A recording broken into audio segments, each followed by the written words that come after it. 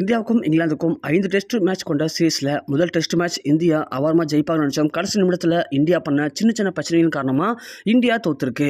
அதை தொடர்ந்து இப்போது 2வது டெஸ்ட்டில் பல விதமான மாற்றங்களை இந்திய அணி இப்போ கொண்டு வந்துட்டுருக்காங்க. அதில் மிக முக்கியமான மாற்றமாக நாம் எதிர்பார்த்தது என்ன அப்படின்னா, முதல் டெஸ்ட்டில் 2வது இன்னிங்ஸில் மோசமான பேட்டிங் வெளிப்படுத்தின சுமன் கில்லை இப்போது அதிரடியாக தூக்கிட்டாங்க. அது மட்டும் இல்லாமல் மேலும் நம்ம விராட் கோலி, அப்புறம் KL ராகுல், அப்புறம் ஜடேஜா இவங்க எல்லாருமே இப்போது விலகியிருக்காங்க. அவங்களெல்லாம் காயம் ஏற்பட்டிருக்கு அப்படின்னு சொல்லப்படுது. ஸோ அவங்க எல்லாமே ட்ரீட்மெண்ட் எடுத்து வந்துருக்காங்க. 3வது டெஸ்ட்டில் 4வது டெஸ்ட்டில் கலந்துக்கிறதுக்கு ஓரளவுக்கு வாய்ப்புகள் இருக்குது. அப்படி இருக்கிறனால இப்போ 2வது டெஸ்ட் எப்படி தான் விளையாட போகிறாங்க, இவ்வளோ சீனியர்கள் யாருமே இல்லை அப்படின்னா என்ன பண்ண போகிறோம் அப்படின்னு நினைக்கும் போது நம்முடைய தலை தோனி ஒரு 4-5 பேரை ரெக்கமெண்ட் பண்ணார். ஸோ இவங்கெல்லாம் உள்ளே வைத்து விளையாண்டு பாருங்கள், எப்படி இருக்குன்னு பார்த்துக்கலாம்.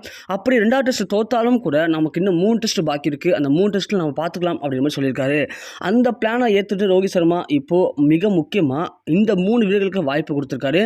அந்த 3 வீரர்களும் பயிற்சி ஆட்டங்களில் தரமாறான சம்பவம் பண்ணியிருக்காங்க. அதிகபட்சம் இந்த 3 வீரர்கள் இந்திய அணிக்குள்ள 2வது டெஸ்ட் விளையாடுவதற்கு வாய்ப்புகள் இருக்காம். இந்தியாவில் 2வது டெஸ்டானது இப்போ விசாகப்பட்டினத்தில் பிப்ரவரி 2ஆம் தேதியானது ஆரம்பிக்க போகிறாங்க. அந்த ஆட்டத்தில் இப்போது முதல் வீரராக தலை தோனி சொன்னது சர்ஃபராஸ் கான் தான். ரஞ்சி கோப்பையில் ஏகப்பட்ட ரெக்கார்டை பதிவு பண்ணிட்டு இருக்காரு. டான் பிராட்மேனுக்கு பிறகு நல்ல சராசரி வைத்திருக்கிறது சர்ஃபராஸ் கான் தான். ஸோ இவரை ஆரம்பத்திலே சொன்னோம், அதுவும் இந்திய அணிக்கு அவர் நல்லாவே சூப்பராக ப்ளே பண்ணுவார், அவர் உள்ளே கொண்டு வாங்கன்னு சொல்லி யாரும் அப்போ கேட்கல. இப்போது அவருடைய நல்லத்தனம் புரிஞ்சு இப்போது அவருடைய உதவி நமக்கு தேவை அப்படிங்கிறனால சர்ஃபராஸ் கானை இப்போது அதிரடியாக உள்ளே சேர்த்துருக்காங்க. அதே மாதிரி சிவம் துபேவும் நல்லா ப்ளே பண்ணுவார், அவரையும் உள்ளே கொண்டு சொல்லி தலை தோனி சொல்லியிருக்காரு, அதையும் உள்ளே கொண்டு வந்திருக்காங்க.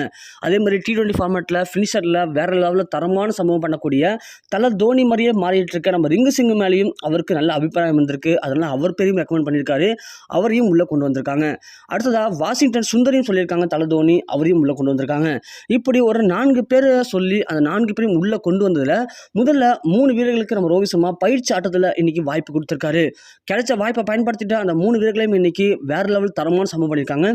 ஒட்டுமொத்த இங்கிலாந்து அணியுமே இன்றைக்கி கதறிட்டாங்க, யார்ப்பா இவங்கெல்லாம் இப்படி இருக்காங்களே அப்படின்னு சொல்லிட்டு.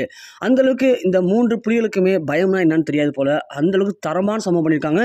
இது டெஸ்ட் மேட்சா T20 மேட்சா அப்படிங்கிற அளவுக்கு அவங்களே பார்த்து அசந்து போயிருக்காங்க. அந்தளவுக்கு இன்றைக்கி முதல்ல களம் இறங்கி விளையாண்ட இந்திய அணியில் சிவம் துபே, ரிங்கு சிங் மற்றும் சர்ஃபராஸ் கான் 3 பேருக்குமே வாய்ப்பு கொடுத்துருக்காரு. அதில் சிவம் துபே 240 ரன் அடிச்சிருக்காரு. நம்ம சர்ஃபராஸ் கான் கிட்டத்தட்ட 150 ரன் அடிச்சிருக்காரு. நம்ம ரிங்கு சிங் அவர்கள் ஒரு ஓவரில் மட்டுமே தொடர்ந்து 6 சிக்ஸ் அடித்து வெறும் 22 பாலுக்கெலாம் 90 ரன் அப்படிங்கிற மிகப்பெரிய ஒரு இலக்கை பதிவு பண்ணியிருக்காரு. இதை பார்த்து இங்கிலாந்து அணி ஒட்டுமொத்தமாக கதறிட்டாங்க. ஸோ அந்தளவுக்கு ரொம்பவுமே சூப்பராக ப்ளே பண்ணுறாங்க.